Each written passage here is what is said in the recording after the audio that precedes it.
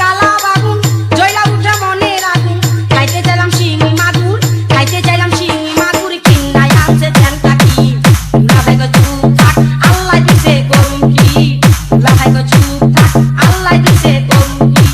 শালি কয় ও দুলা ভাই শালি কয় ও দুলা ভাই গাছের নিচে ঝুলে কি দুলা ভাই গো চুপ থাক আল্লাহ দিছে করুন কি দুলা ভাই গো চুপ থাক আল্লাহ দিছে করুন কি